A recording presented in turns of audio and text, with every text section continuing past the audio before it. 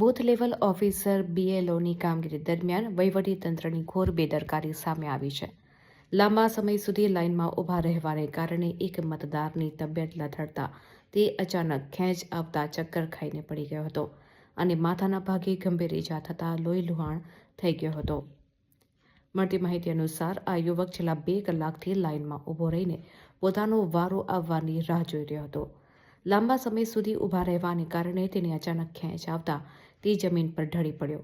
માથાના ભાગે વાગવાથી તે ગંભીર રીતે ઇજાગ્રસ્ત થયો હતો. ગંભીર રીતે ઘવાયેલા યુવકને તાત્કાલિક સારવાર મળી રહે તે માટે 108 એમ્બ્યુલન્સ મારફતે નજીકની હોસ્પિટલમાં ખસેડવામાં આવ્યો હતો. આ ઘટનાએ BLOની કામગીરીના સ્થળો પર સામાન્ય જનતા માટેની મૂળભૂત સુવિધાઓનો અભાવ હોવાનું સ્પષ્ટ કરે છે.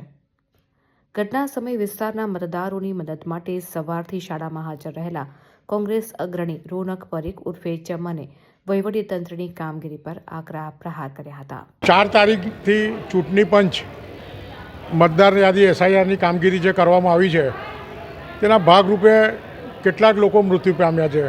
શિક્ષકોને એટેક આવે છે, શિક્ષકો અહીંયા થાકી જાય છે, લોકો હેરાન પરેશાન છે.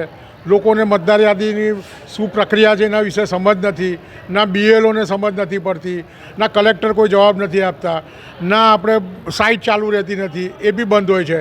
આજે 3 મૃત્યુ થયા પછી આજે છેલ્લા 1.5 કલાકથી એક વ્યક્તિ ઊભો હતો.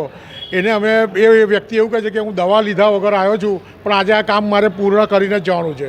મેં એમને કીધું દવા લઈને આવો, પાણી અહીંયા છે, બધું પી લેજો, શાંતિથી રહો અને પછી તમારું કામ થશે. મને કહે કે ના 1 વાગે મારું સમાપ્ત થઈ જશે, પછી મારું નામ યાદીમાં નહીં આવે તો મને સમસ્યા ઊભી થશે.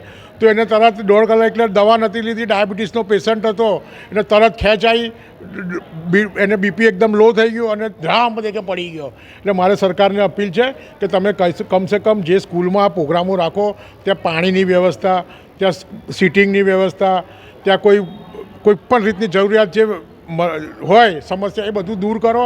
એક પણ ખુરશી નથી, બધા 2 કલાકથી ઊભા છે, બિચારાઓ હેરાન પરેશાન છે. અને સરકાર હવે શું કરી રહી છે એ જ ખબર નથી પડતી, કોને જીતાડવા માટે કેવા કામો કરી રહી છે એ જ ખબર નથી પડતી. એટલે મારે અપીલ છે કે કોઈક વ્યવસ્થા કરો અને આવી રીતે તમે કોઈનું મરણ ના થાય એનું પણ ધ્યાન રાખો.